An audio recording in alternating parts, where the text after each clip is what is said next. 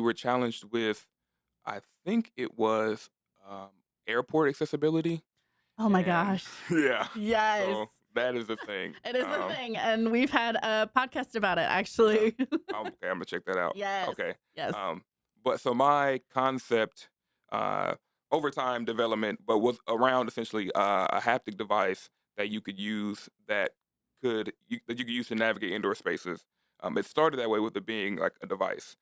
Now working with Keith and kind of bouncing off ideas, we talked about does it have to be a whole new thing, or can it be something that already exists? Like, can you put things together? And so that was the first time that I was challenged to think about um, working with what exists instead of trying to create the wheel all over again, Okay. which greatly applies to like design as a whole. Especially like the more you get into it, is like you're a lot of the times you're putting pieces together Mhm. versus trying to create everything over again. Mhm.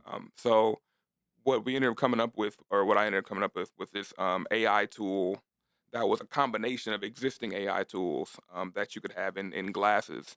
And so I was inspired by the Ray-Ban glasses.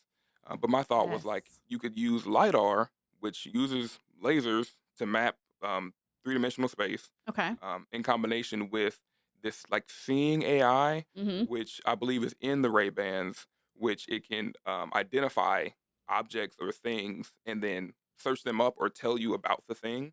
Oh my And so my gosh. thinking was, well, if indoor navigation, as Keith put it, is like the last frontier of navigation because it's the hardest thing to figure out. Mhm. What if instead of having to do beacons or some kind of other hardware or software that has to go in the building, what if every person can come in with their own set of glasses that is in real time mapping the space for them and then able to communicate um, haptically with their phone or with a wearable device to navigate them around. So, for instance, you could be standing in an airport with your glasses on and ask for a bathroom, and then the Mhm. seeing AI finds a bathroom sign, and then translates that to either your wearable or your phone, and can Mhm. then through vibration lead you there. Mhm. And because it's mapping in real time, it can also keep up with moving objects in space, so that Oh. you don't like run into people or Yeah, run yeah. into anything that's above you or not on the ground. Like, yeah, so that was that. Yeah. Oh my gosh, that's amazing.